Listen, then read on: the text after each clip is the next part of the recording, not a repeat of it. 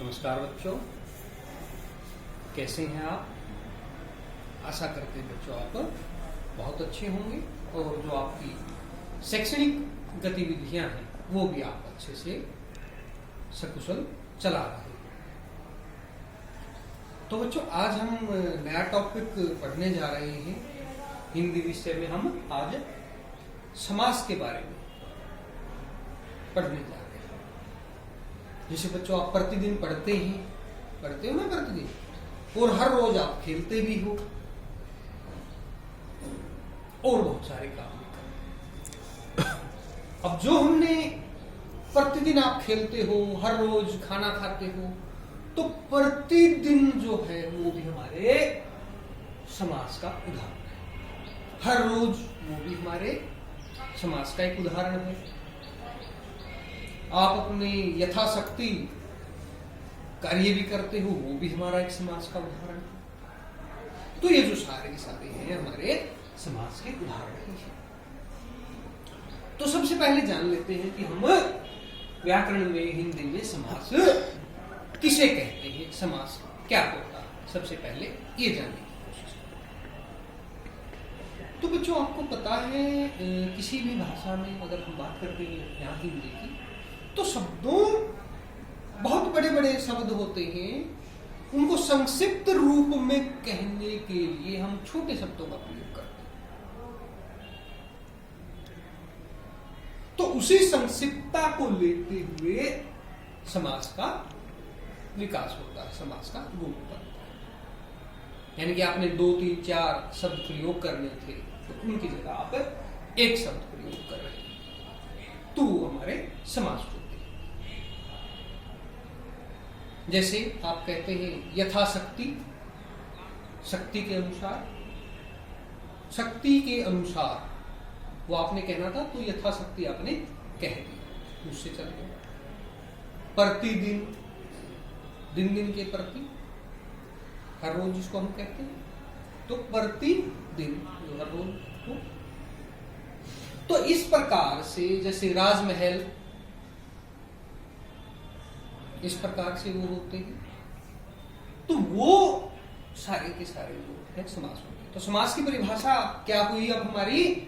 तो समास की हमारी परिभाषा हुई 2 या 2 से अधिक, 2 या 2 से अधिक शब्दों के योग से, मेल से, उनके जुड़ने से जो नया सार्थक शब्द बनता है उसे समास कहते हैं। तो 2 कितने? कम से कम 2 या 2 से अधिक शब्दों के मेल से बनने वाले नए सार्थक शब्द को समास कहते हैं। तो 2 या देखो 2 या 2 से अधिक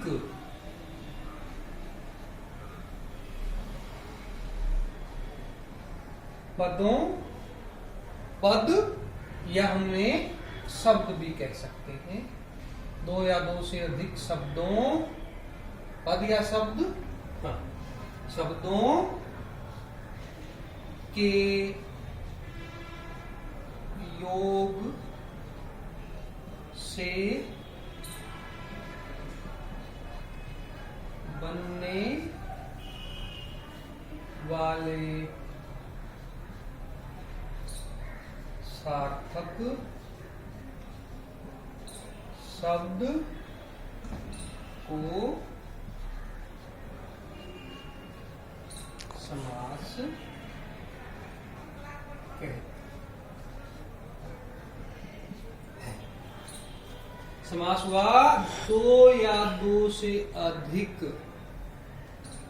पदों या शब्दों के योग से बनने वाले नए सार्थक होना चाहिए।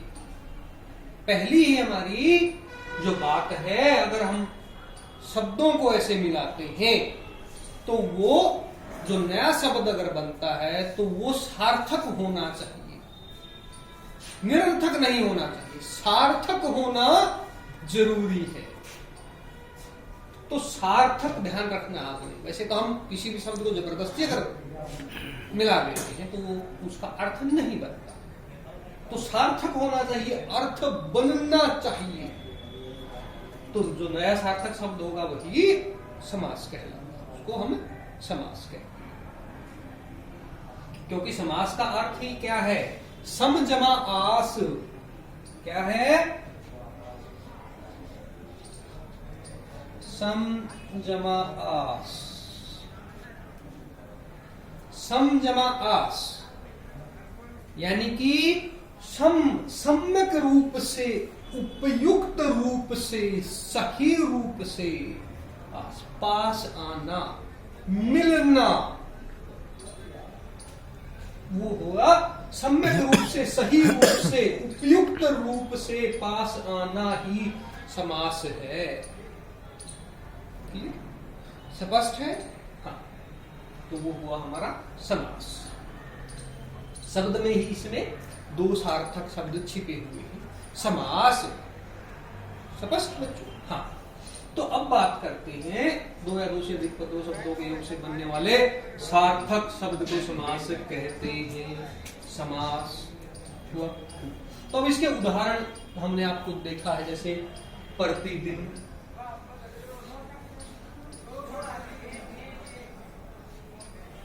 राजमहल,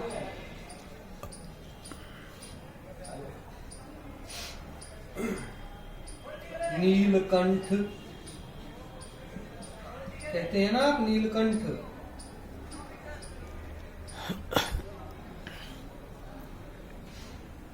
पीताम्बर,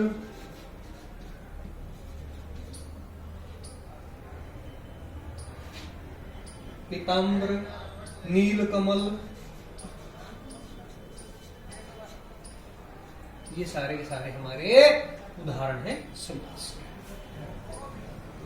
तो अब जानते हैं हम कि इसके रूप कौन कौन से हैं, समास के भेद कौन कौन से हैं।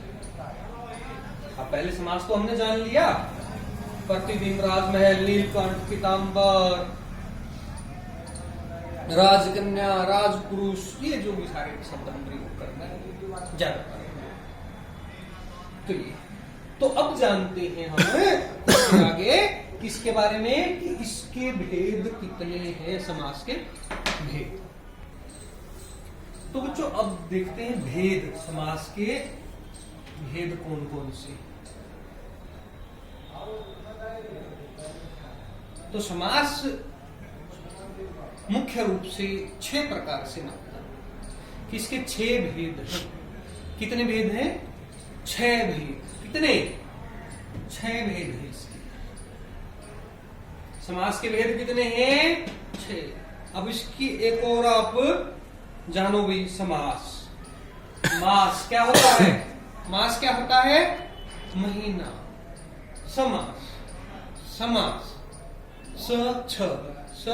छह, याद आप ऐसे कर सकते हो। 6 भेद, 6 मास। 6 साल में कितने महीने होते हैं? 12, उसका आधा 6, तो 6 मास।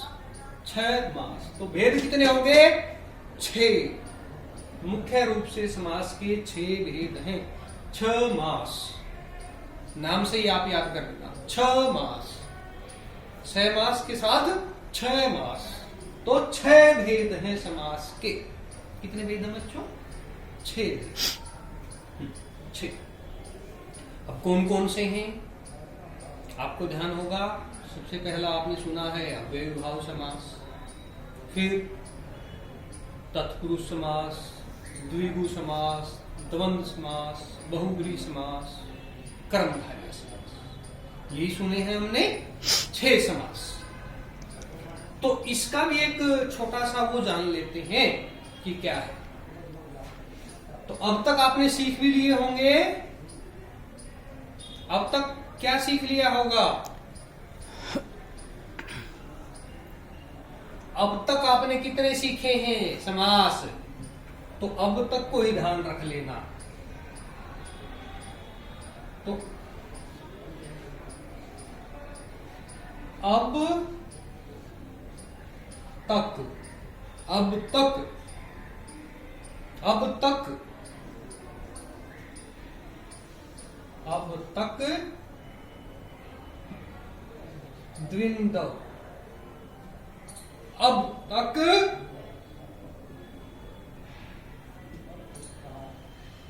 द्विंदव।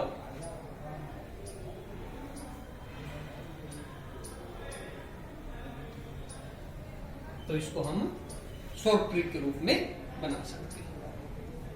या आपको अब तक, या पीछे इसको कर सकते हैं, या द्वंद्वी अब तक, द्वंद्व चल रहा है अब तक आपको याद नहीं है, तो आप उससे भी जान सकते हैं। अगर ये आपको, तो द्वंद्व अब तक,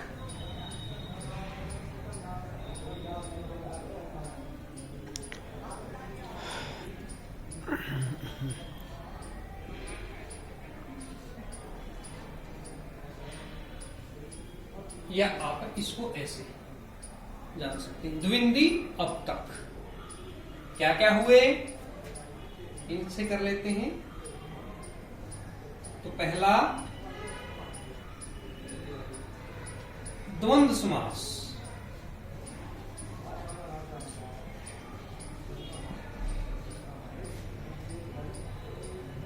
दूसरा द्विगु समास,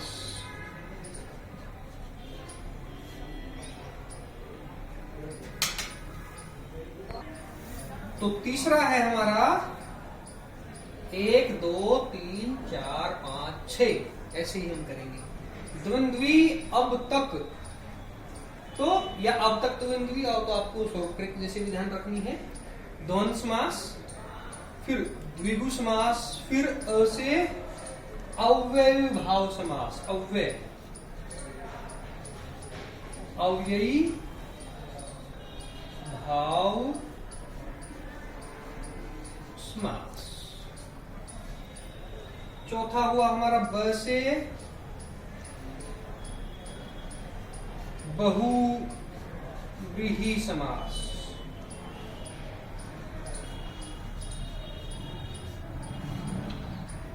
चौथा हुआ हमारा बहुव्रीहि समास। पांचवा तत्पुरुष समास,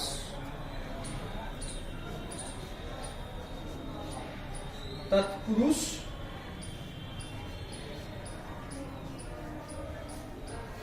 समास। और छठा हुआ हमारा कर्मधारय समास।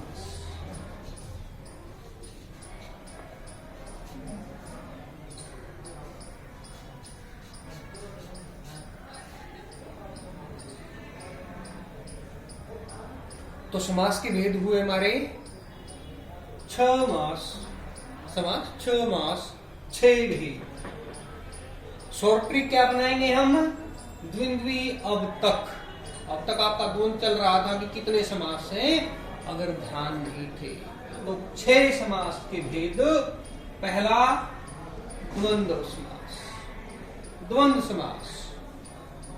दूसरा द्विगु समास। तीसरा अव्ययी भाव समास। चौथा बहुव्रीहि समास। पांचवा तत्पुरुष समास। छठा कर्मधारय समास। तो 6 हमारे भेद हुए समास। दोबारा से फिर मैं रिपीट करता हूं आपको। समास क्या होता है? 2 या 2 से अधिक शब्दों या पदों के मेल से बनने वाले नए सार्थक शब्द को हम समास कहते हैं। स्पष्ट? भेद अब इसके 6, तो 6 हमारे भेद हैं। इसके लिए शॉर्ट ट्रिक क्या हमने ध्यान रखनी है? द्वंद्वी अब तक, द्वंद्वी अब तक। द्वंद्व समास पहला, दूसरा द्विगु समास, तीसरा अव्ययी भाव समास, फिर बहुव्रीहि समास, तत्पुरुष समास या कर्मधारय समास। छठा हमारे 6 ये हमारे बात। अब इनके अलग अलग हम उदाहरण जानते हैं कि किसका अलग अलग से 6 के 6 जो हमारे भेद थे कि कौन कौन से। तो सबसे पहले हम शुरू करेंगे अव्ययीभाव समास से। उसकी क्या पहचान होती है, कौन से जो पद अगर नए बनते हैं तो वो समास होता है। तो बच्चों आज इस क्लास में इतना ही। नेक्स्ट में फिर हम करते हैं इसके बारे में कि कौन कौन से इसके भेद। धन्यवाद।